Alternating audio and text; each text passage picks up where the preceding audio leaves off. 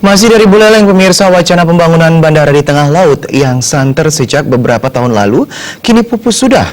Tidak hanya kalangan masyarakat Buleleng yang kecewa, bahkan wakil rakyat pun ikut merasakan hal yang sama. Beberapa hari terakhir, masyarakat Buleleng bahkan Bali dibuat terkejut dengan pernyataan Menteri Koordinator Bidang Kemaritiman Luhut Binsar Panjaitan yang menyatakan pembangunan Bandara Internasional Bali Utara dibatalkan. Menanggapi batalnya pembangunan bandara tersebut, anggota DPRD Kabupaten Buleleng fraksi PDIP Ketut Ngurah Arya sangat menyayangkan keputusan ini. Jika lokasi di wilayah Buleleng Timur menjadi salah satu alasan pembatalan, masih ada alternatif lain seperti wilayah Buleleng Barat yang masih bisa untuk dibangun bandara. Sementara itu, terkait pembatalan pembangunan bandara di Buleleng, bukan berarti pembangunan di Buleleng tidak akan berkembang. Sebagai pengganti janji pemerintah, masyarakat Buleleng sangat berkeinginan peningkatan infrastruktur lainnya, seperti jalan tol dan jalan shortcut Denpasar Buleleng, segera terwujud untuk membuat Buleleng lebih berkembang dan bersaing dengan Bali Selatan.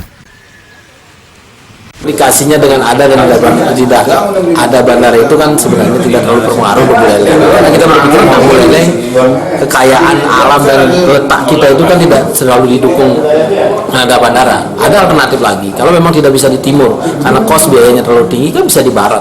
Artinya walaupun tidak skala besar, minimal di sana kita sudah bikin perubahan untuk Bali Barat, Bali Utara yang ada di barat, begitu.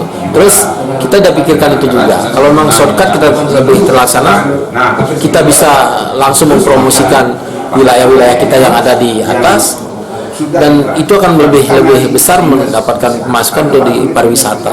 Dan dampak lain lagi, ketika kita mikirkan berbicara tentang bandara yang konyol terlalu tinggi, sementara akses kita yang ke barat ini masih amburadul juga yang memang dipertanggungjawabkan provinsi, sampai hari ini tidak diperbaiki dengan baik, itu kan kerugian bagi masyarakat Buleleng.